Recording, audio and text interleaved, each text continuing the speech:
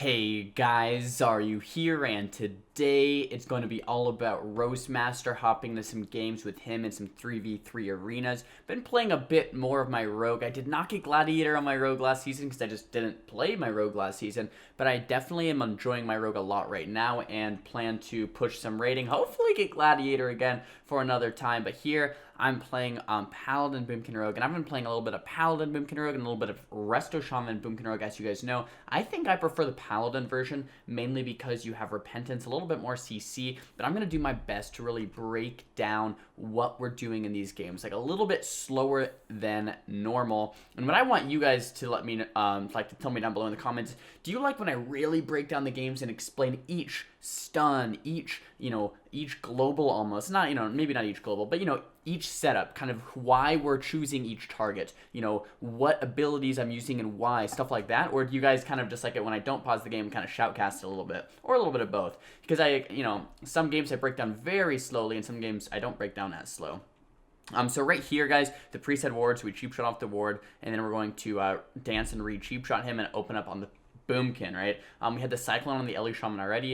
If the Cyclone wasn't there on the Ellie Shaman, I would have re-cheap shotted into that Cyclone. We get the full Repentance off of the cheap shot, and we start on into the Boomkin. Here on the Boomkin, I am doing a soft opener, and the reason you know it's a soft opener is because I'm not using Cold Blood, I'm not using Symbols, I'm not using Shadow Blades, and I'm not using Gormas. The reason being is because he pre-bear formed. If he was not in bear form, I would have used Cold Blood, Symbols, Gormas. I would have done a little bit more damage to him, but since he pre-bared, I was like, even though we had that triple cross, I don't know how much damage I want to use into that bear form. We get that full root beam following the full Repentance, and that's why that Repentance is so nice. Now we still have a little bit of pressure going. The Incarnation is popped. Some defensive cooldowns from the Holy Priest are coming out.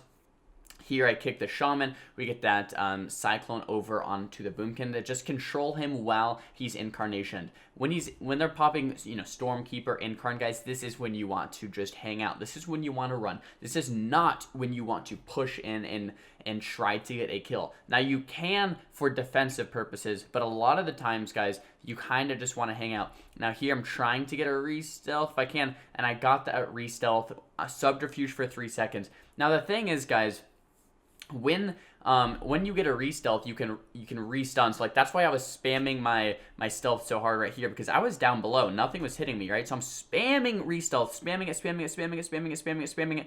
I got it, and now it instantly breaks because I have the dots, but now I have subterfuge for 3 seconds, which allows me to cheap shot, and allows me to sap, allows me to, ambush, and the priest was full hodged, okay? Full Hammer of Justice. So I sap the priest off of it.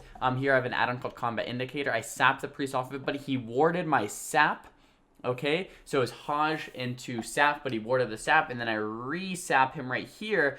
So it was hodged into sap off ward, and he didn't get combat because he only had time to use one global. His one global was ward. Ward doesn't put you in combat, so I re-sap the priest off of that, and then cheap shot the Ellie, and then step cheap shot to the Boomkin, guys. So once again, we have that triple cross. You see, we have a sap onto the priest, okay, a cheap shot onto the Ellie, and maybe follow that with some type of CC, and a cheap shot now onto the Boomkin, using a little bit more damage here.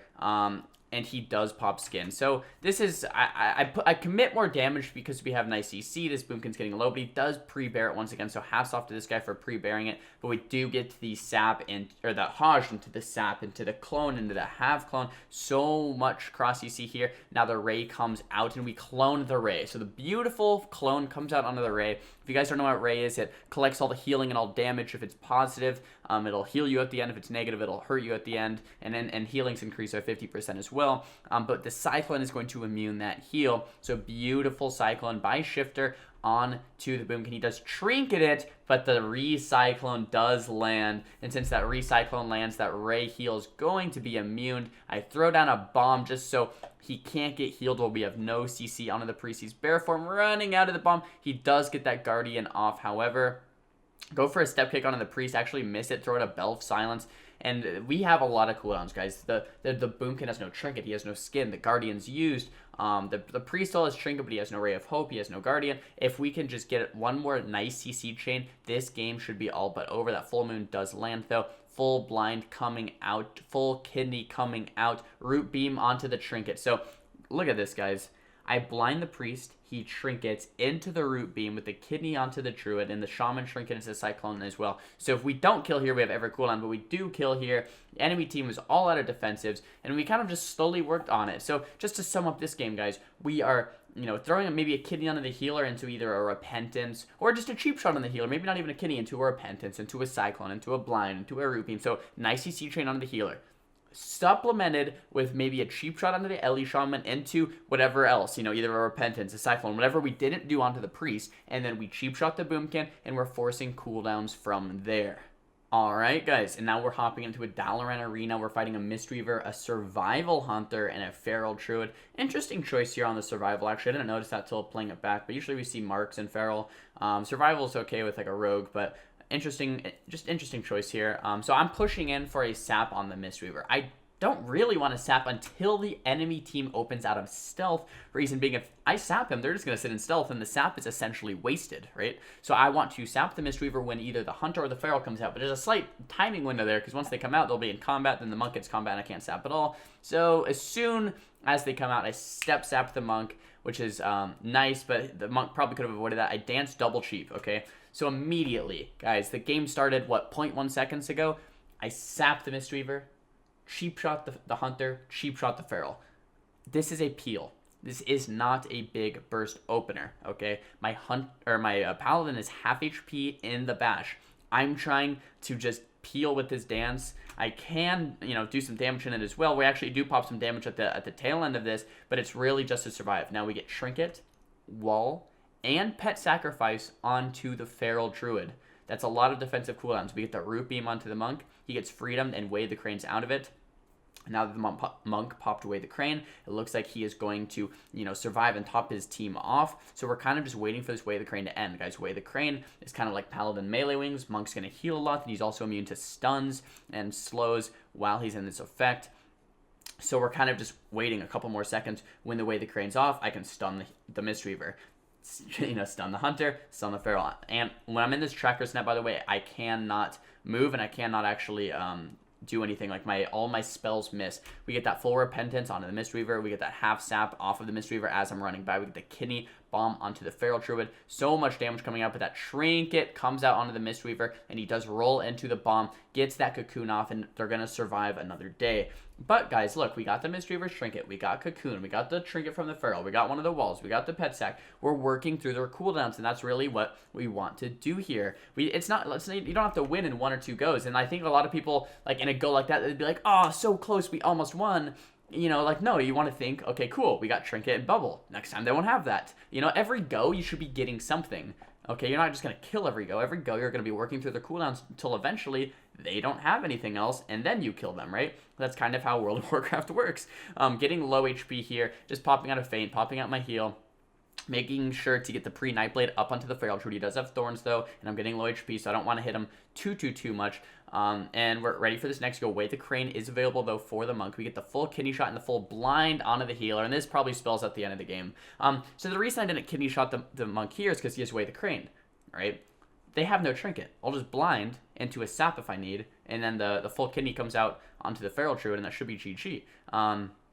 And it looks like I'm not even going to sap here. We're actually just going to follow it with a Hodge. I should have sapped. If I would have... So it's not GG. I misremembered. If I would have just sapped off of that blind instead of the Hodge, because he did have Weigh the Crane, we probably would have won there. I mean, the Feral did get out of the stuns and he walled, so it would have been a better chain regardless. But we did bait Weigh the Crane now, and now we're hitting Hunter a little bit. Hunter's kiting, and he does deterrent. So now Hunter's definitely a very viable kill option here as well, because he is playing Relentless. He has no Trinket available. He has no...